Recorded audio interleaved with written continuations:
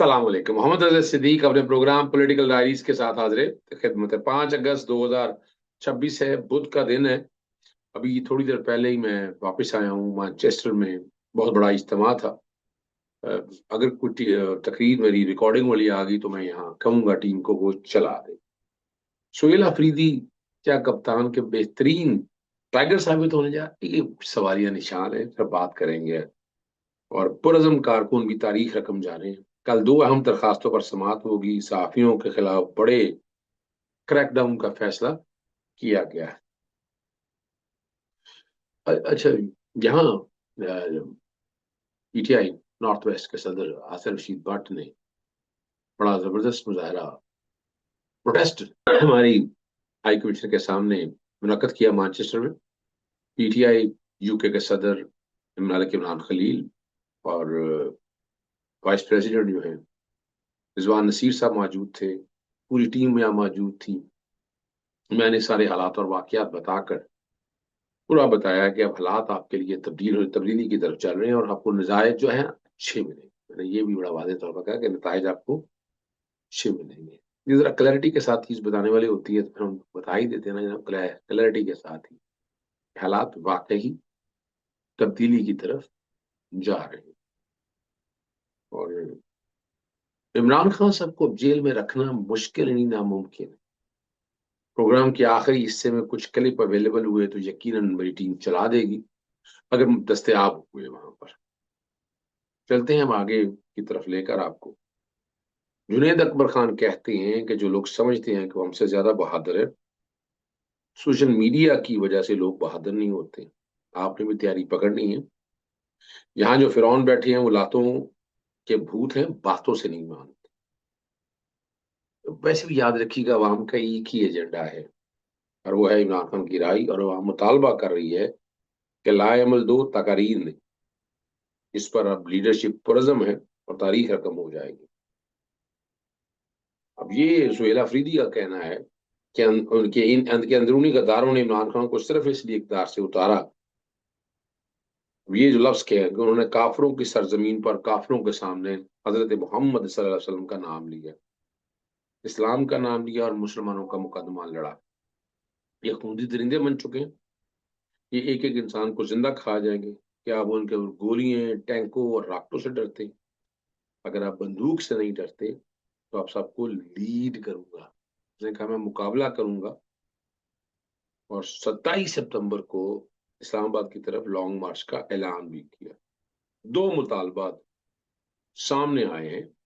इमरान खान और बुशरा केसेस इंसाफ के साथ सुलझ जाए और इमरान खान साहब की मुलाकातों पर पाबंदी खत्म की जाए। बाकी आपने देख लिया मुजाहरे, जैसे मैंने कहा पूरे पाकिस्तान के अंदर मुनक्कद हुए हैं। बड़ी डिटेल और तफसील के साथ ये सारी चीजें मैं आपके सामने रख चुका हूँ। बार बार मैं रख चुका हूँ आपके सामने। अब जो अगली बात मैंने वो बतानी है वो इस्लामाबाद हाई कोर्ट के अंदर जस्टिस खादिम हुसैन से उम्र जो है आज इमरान खान की कैद तहाई से मुतल्लिक दरखास्त पर समाअत करेंगे। और जेल सुप्रीडेंट ने अपना जवाब दाखिल करा दिया है। और 3 साल मुकम्मल हो गए हैं, आपको पता है। और सुप्रीडेंट जनरल ने इमरान खान को कैद तहाई में रखने की तरदीद कर दी। जेल हुकाम की इमरान खान साहब से इम्तियाजी या गैर मुसावी सलूक करने की भी तरदीद। सुप्रीडेंट अडिया जले की रिपोर्ट में अहम तफसीलात सामने आई हैं। जेलों में कैद तन्हाई का निज़ाम तकरीबन खत्म हो चुका है। अब ये राइज नहीं है, ना ही अदालतें तवील अरसे से ऐसी सजाएं दे रही हैं। अड्याला जेल में कोई भी बेशमूल इमरान खान को कैद तन्हाई में नहीं रखा गया। तकलीफ होती है इस बात पे। कैद तन्हाई से ये क्या मुराद लेते हैं? आप जब मिलने ही नहीं दे रहे इमरान खान साहब को, बुशरा बीबी को, एक्सेस ही नहीं है, वोकला की एक्सेस नहीं है, आप उन तक पहुंचने ही नहीं दे रहे, तो और किसको कैद तन्हाई कहते हैं? और इसमें जस्टिस खादिम हुसैन सोमरी साहब को चाहिए मेरी दरखास्त से ले लें, जिसमें मैंने आपको याद है जुडिशल कमीशन बनाने का मुतालबा किया। मैंने इमरान खान साहब की सहूलियात, बुशरा बीबी की सहूलियात, तमाम कैदियों की prison act, prison rules, universal declaration of human right, ICCPR, national malaria rule, Cairo declaration, इन सब पे अमल दरामद की बात बड़ी वजाहत के साथ। تو یاد ہونا چاہیے میں یہ چیزیں ساری کہہ چکا ہوں. اگر آپ نہیں سمجھ رہے ان چیزوں کو سامنے رکھتے ہو، اور جب تک اس پہ کمیشن نہیں بنے گا، جب تک ہم آگے نہیں بڑھیں گے، جب تک ہم ان چیزوں کو آگے نہیں لے کے جائیں گے. اور اس میں نے آپ کو بتایا بھی تھا کہ ہر منگل کو، پیر کو، یا کوئی دن بھی ہے، وکلا تمام بار ایسوسیشن میں، جیل کے باہر بھی، ہر جگہ، ہائی کورٹ، ڈسٹرکٹ کورٹ، ان جگہوں پر مظاہرہ کریں، بھوک ہڑتالی کیمپ لگائیں. ایم این اے یہ اپنا ایک کردار ادا کریں. یعنی یہ میں چیزیں بار بار بتا چکا ہوں آپ کو، میں پھر بار بار کہتا ہوں کہ یہ میں ساری چیزیں جو ہے نا بار بار آپ کے سامنے میں رکھ چکا ہوں. میں کوئی ایسی نئی بات نہیں کرتا، ساری ریکارڈ کے اوپر چیزیں دستیاب ہیں. لیکن ہم نہیں عمل کرنا چاہتے، وہ ایک علیحدہ بات ہے. سابق وزیر جو ہے نا مفتاح اسماعیل نے کہا ہے کہ اگر پی پی نئے صوبوں کی بات نہیں مانتی تو کراچی کو وفاق کے تحت چلانے کا فیصلہ ہو سکتا ہے. اور مفتاح اسماعیل نے پی وزیر داخلہ محسن نقوی کے بیان کی تائید کرتے ہوئے کہا کہ جو بات انہوں نے کی ہے وہ درست ہے. تو اسٹیبلشمنٹ کی بات ہے نا یار، اور کیا کہنا ہے. دیر آئے درست آئے، سسٹم کی ناکامی اور نئے صوبوں کی بات سیاسی جماعتوں کی نااہلی اور کرپشن کی وجہ سے ہو رہی.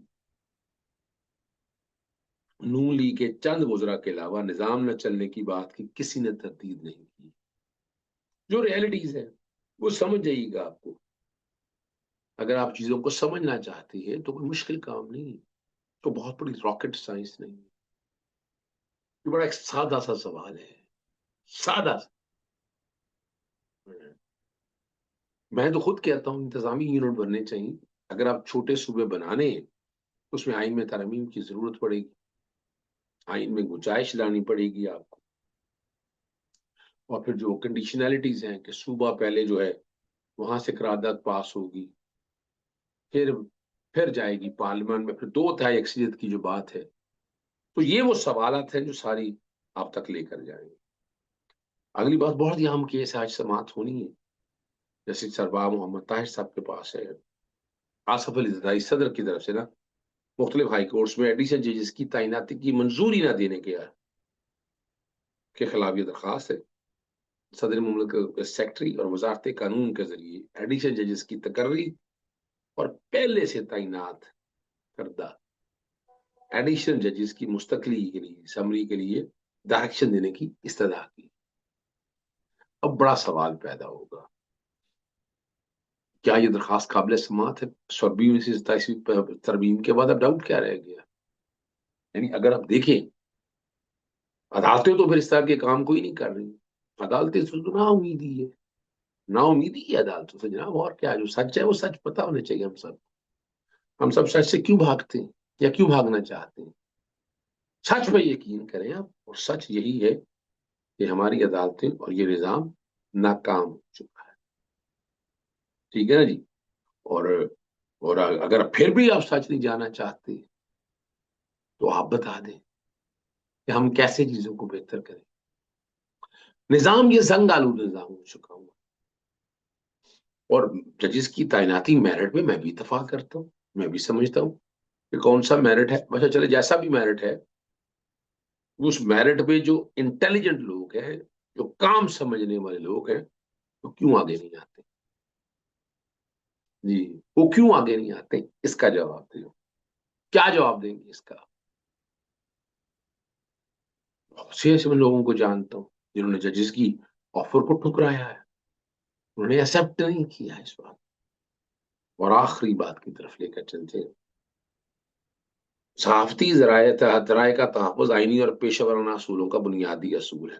کسی صحافی کو اپنے ذرائع ظاہر کرنے پر مجبور نہیں کیا جا سکتا. اب اطلاع دی ہے کہ صحافیوں کے موبائل فونز کا فورینسک آڈٹ کر کے ان کے ذرائع تک پہنچنے کی راہ ہموار کی جا رہی ہے، جو آزادی صحافت کے حوالے سے سنگین سوالات کو جنم دیتا. اور دوسری جانب یہ بات بھی سامنے آ رہی ہے کہ ٹیکس چوری سے متعلق رپورٹنگ کو محدود کر کے سرکاری اختیارات استعمال کیا جا رہے ہیں. ایک طرف وزیر اعظم شہباز شریف سگریٹ انڈسٹری میں ٹیکس چوری کے خلاف، اور دوسری طرف اس معاملے پر رپورٹنگ کرنے والے صحافی دباؤ کا سامنا کرتے دکھائی دیتے ہیں. ان چیزوں کو سامنے رکھیے گا کیا ہو رہا ہے اس ملک کے اندر، کیا ملک چاہتا ہے، کون یہ چاہتا ہے کہ یہ نظام اسی طرح جکڑا رہے، کون چاہتا ہے کہ ہم ان حالات کو اس طرف لے کر چلیں۔ سمجھ تو آپ گئے ہوں گے میں کیا، ہر ایک کو پتا ہے وہ کون ہے۔ میں نے جو آج مانچسٹر میں تقریر کی، ذرا وہ سن لیجیے۔ اجازت چاہتا ہوں، السلام علیکم، اللہ حافظ، پاکستان زندہ باد۔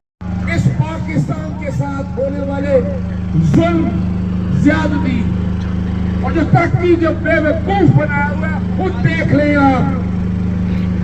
اس وقت لوڈ شیڈنگ چھوٹی سی بات ہے آپ کے سامنے، میں تو یہ کر جاتا رہتا ہوں، آپ کی معیشت کہاں کھڑی ہے، آپ کے قرضے کہاں تک چلے گئے ہیں، آپ معاشی دلدل میں پھنس چکے ہیں، لوگ خودکشیاں کر رہے ہیں۔ عمران خان نے جنگ انہی لوگوں کے لیے لڑی ہے، اپنے حصے کا رول اور کردار ادا کر چکے ہیں، اب ذمہ داری ہم لوگوں پر ہے، ہمیں قدم آگے بڑھانا ہے اور انشاءاللہ کامیابی ہمارے قدم چومے کی انشاءاللہ۔ زندہ باد، زندہ باد، زندہ باد، زندہ باد۔ ہوش میں رکھنی ہم نے اپنی جگہ، چراغ بجھ بھی جائے تو اجالا بولتا ہے، جھکیں گے نہ بکیں گے، یہ عہد ہمارا ہے، حق کی راہ میں چلنا اصل سہارا ہے، قدم بڑھاؤ کہ منزلیں بڑھتی ہے تمہیں، یہ وقت خواب نہیں فیصلہ سنا کا ہے۔ دو تین چیزیں ذرا سمجھ لیجیے گا، پاکستانی تاریخ میں یہ جو کھیل چل رہا ہے یہ آج سے نہیں چل رہا، اور آپ دیکھتے آئے ہیں کہ اس نظام کو تباہ و برباد کرنے